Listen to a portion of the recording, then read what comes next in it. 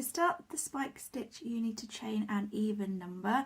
Again, another tutorial where I'm using white on white, but again it is for the purposes of the colour change which I'm going to use in this tutorial.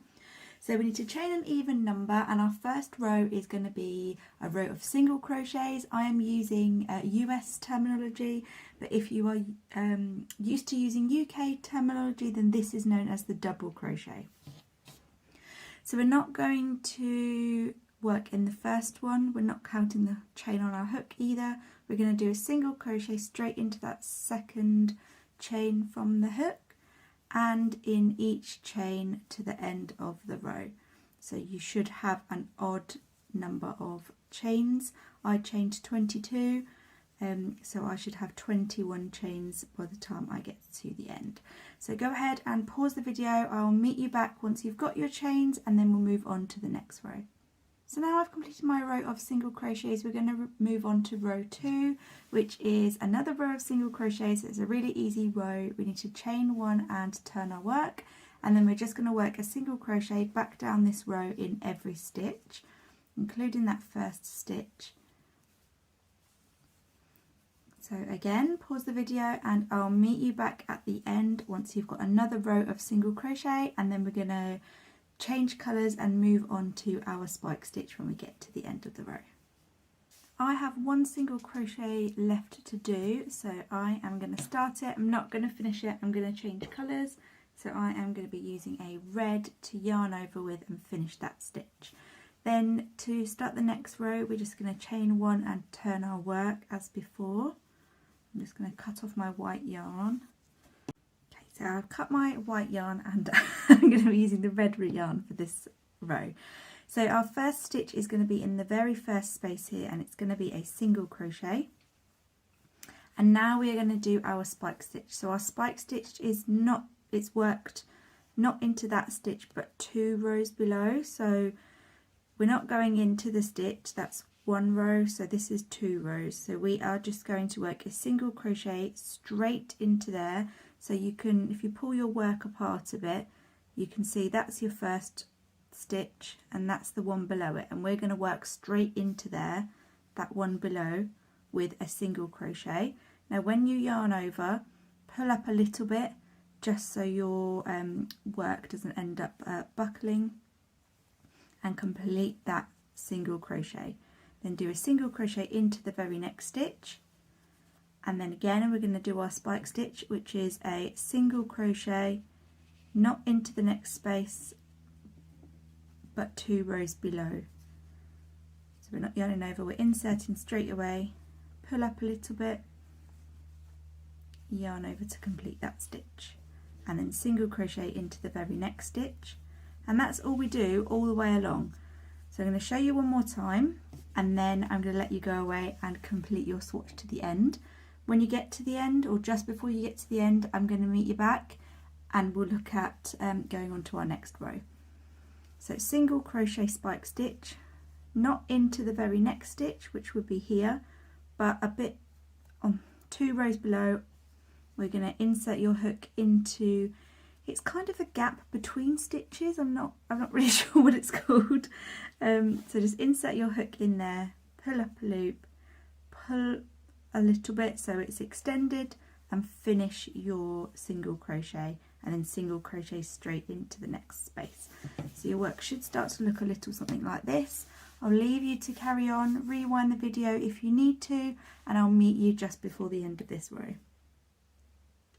So once we're nearing the end, I have one more spike stitch to do, so I'm going to go ahead and do that spike stitch, pulling up that loop a little bit, yarning over, and a single crochet into the last stitch of this row. Then I'm just going to chain one and turn my work, and the next row is really easy. It is again a single crochet in each stitch along the row. So you're going to go ahead and do a single crochet in that very first stitch, and then each stitch to the end.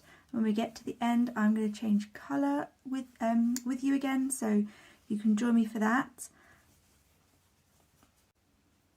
So I'm at the end of my row now. I'm just about to complete my last single crochet. but instead of yarning over with the red, I'm going to yarn over with a blue, and I'm going to chain 1 and turn. So this spike stitch is going to be very patriotic, and if you're watching in 2022, then you will know that it's the year of the Jubilee.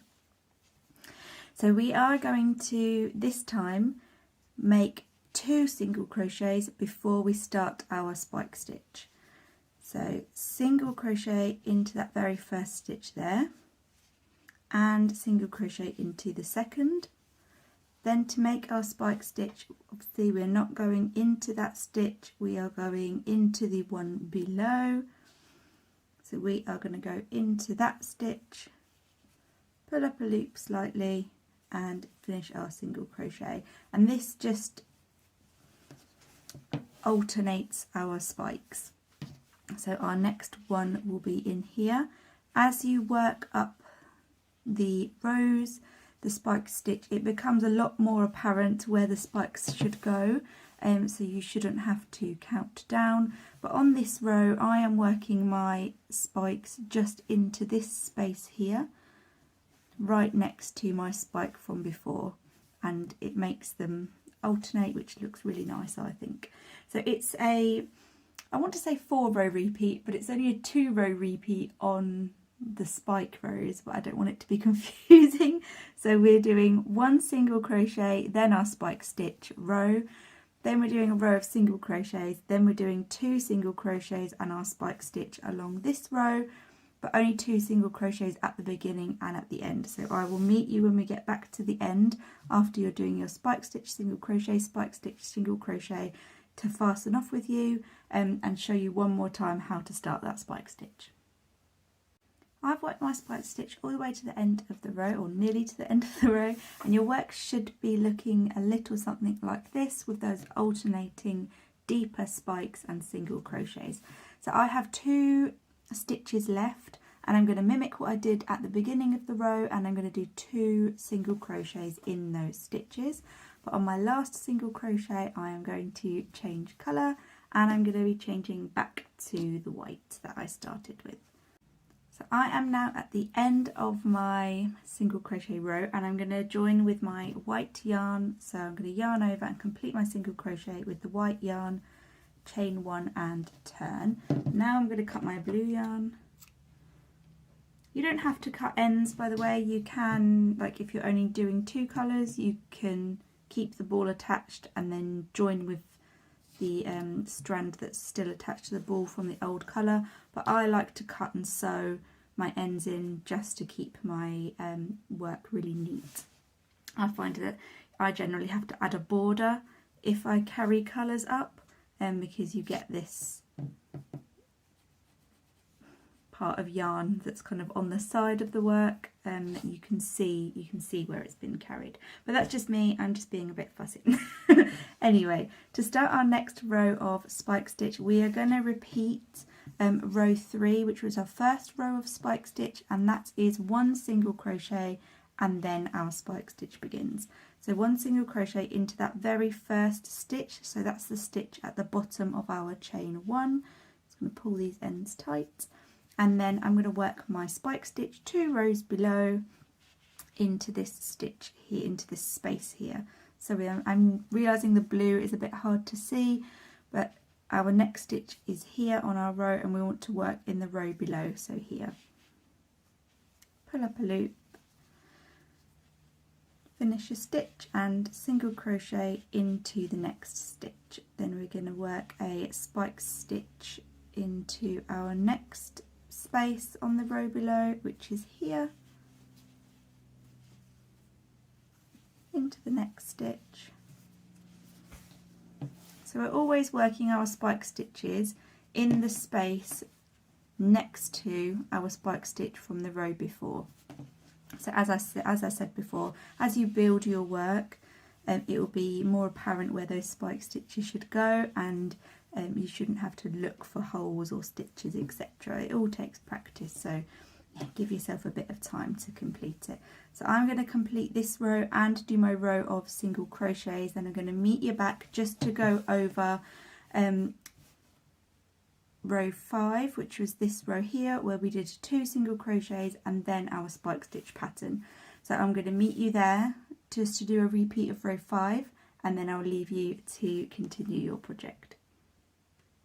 So I am starting on my next spike stitch row now, and I just wanted to say before we move on to this row, if you needed a reminder of how to finish this spike stitch, then please do rewind the video right back to nearly the beginning when we did our first spike stitch row on how to end your spike stitch. So just like on row 5 here, we are going to start with this row here, our first blue row, 2 single crochets to get the row started. So 1 into that very first stitch at the bottom of your chain 1, and then 1 into the next stitch, and then we're going to start our spike stitch pattern, which is a spike stitch, single crochet, spike stitch, single crochet, all the way till we have 2 stitches left here. Then we're going to mimic what we just did here with our 2 single crochets, and then moving on to our single crochet row. So straight into that space here,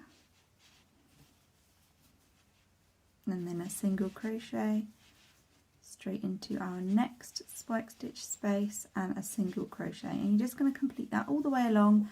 Just grab myself some more yarn until you have just those 2 stitches left, and then you're going to end the row with 2 single crochets. So I think I've rambled on enough for this tutorial. I really hope you enjoyed it. If you liked it, please give it a thumbs up and hit that subscribe button if you want to see more. I'll catch you on the next one.